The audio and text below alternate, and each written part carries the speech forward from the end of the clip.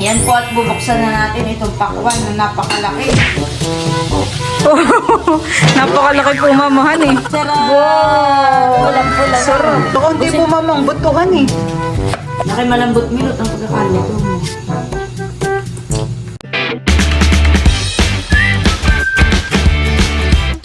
What's up mga kamilot? Welcome back sa aking channel. So for today's vlog po ay dahil wala pong tao dito sa amin ay maglilinis po ako ng bahay. Bali si mama at saka po si papa ay nagpunta po ng bayan. Tapos si Kim at saka naman po si Drew ay may pasok. Ako po dito ay naglaba po ng damit. Yan, akin na pong kukuhain at ito po ay okay na. Meron din po itong mga punda ng unan, kumot. Sasampay ko po ito sa labas. Papatuyuin na lang naman po ng kaunti. Ito ko po ilalagay sa basket. Dito ko po isasampay sa labas. Dito po sa harapan po ng bahay namin. Kanina po yung mainit. Abay na kayo ngayon nagdidilim.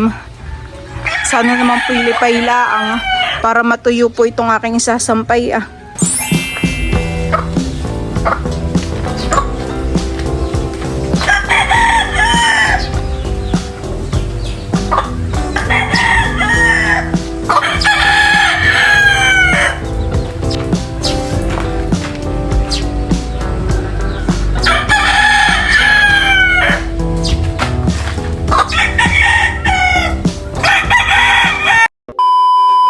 Tapos ko na pong isampay yung mga cover at saka po yung kumot.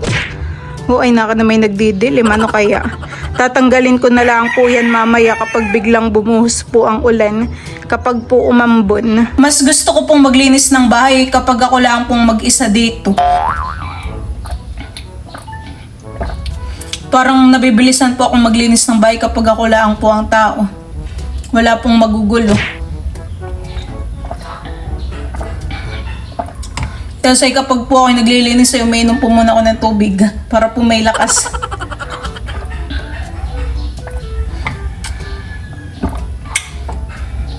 Pero mabilis lang din naman pong maglinis dito. Wawalisan mo lang naman po yung sahig. Tapos tanggalin mo lang po yung mga kalat, yung mga nakapatong po sa lamesa. Mabilis lang naman pong itabi yun. Tapos ay yun po, pupunasan lang yung lamesa. Natataglan lang po ako kapag po may mga tikloping damit. Mga damit po namin. Kapag naglilinis po ako ay tinatanggal ko po muna yung mga nagkalat po dito Dito po sa table. Katulad po ngayon may mga bariya. Tapos ay dito po ako ano pong nagpatong. Iniimpis ko po iyan. Kasabay po ng aking pagwawalis. Tapos ay minsan po ako yung nagpapatugtog na rin ng music. Ten, ten.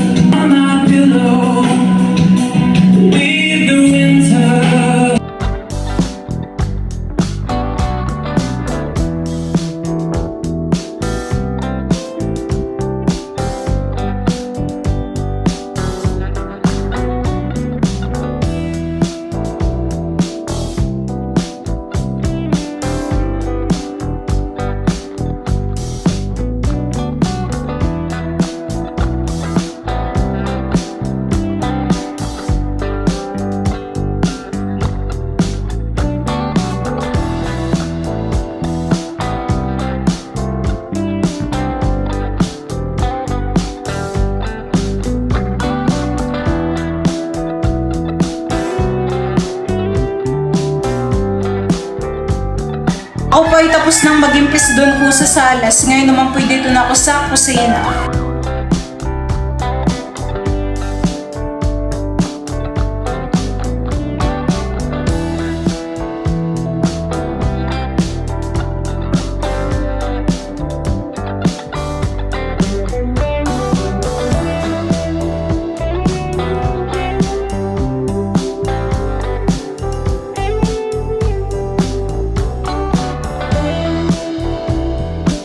A few minutes later. Diyan po mga kamilot at bali ako po ay tapos nang maglinis ng bahay.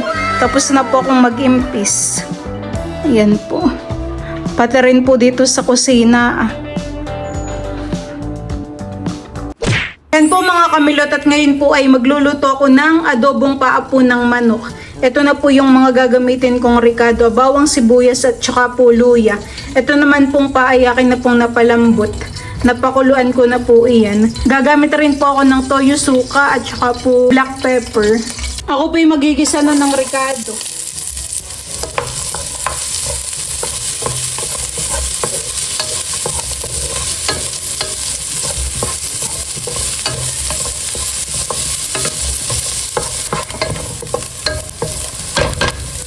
Lalagay ko na po itong papo ng manok.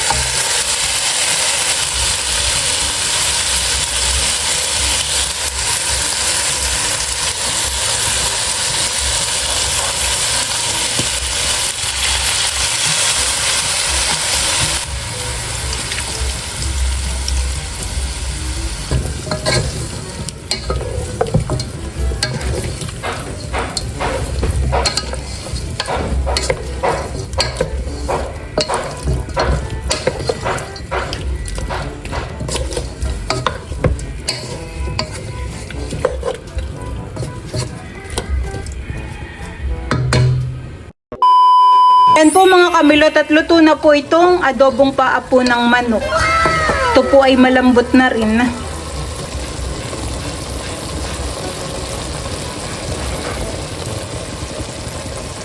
Yan po, at bubuksan na natin itong pakwan na napakalaki.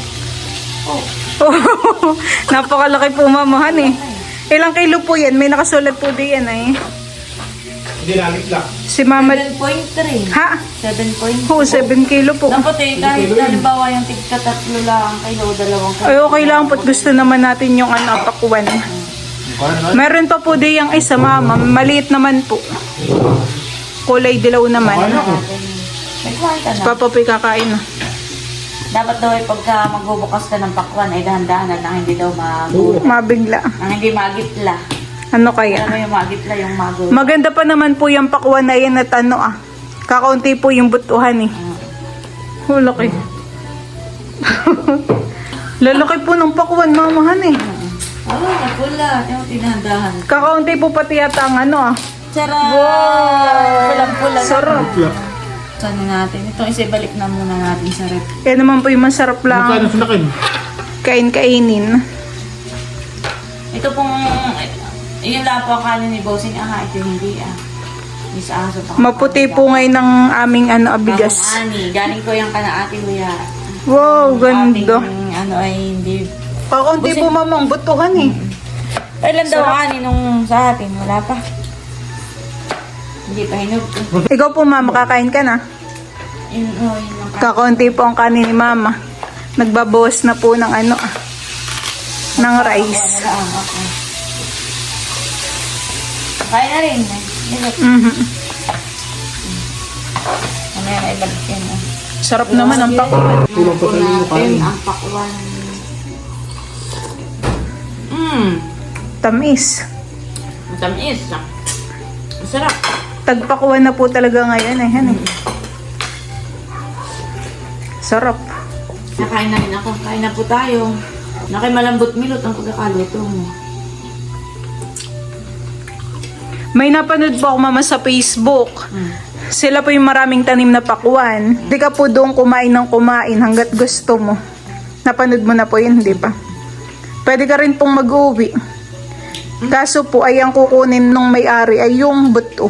Hindi, baka ginagawa yung pandanta yung koko. Baka po. Pwede kang kumain ng kumain hanggat gusto mo. Pero yung buto po yun dun sa may-ari. Pero pa ko na siya. Masarap na. Gusto ko lang manipis yun. Laki ng pakuan. Tapos yun. Parang mas gusto ko naman po yung red na pakuan kaysa dun sa yellow. Lasang melon. Masarap yung pa. Malambot. Sila kin po yung magap ng natulog. Mga pagod sa school. Kumain na naman po sila kanina, honey. Hindi nga yata ini.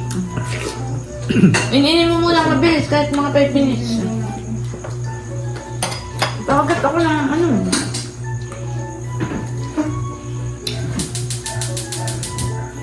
Tamis ng pakuan, honey. Mm.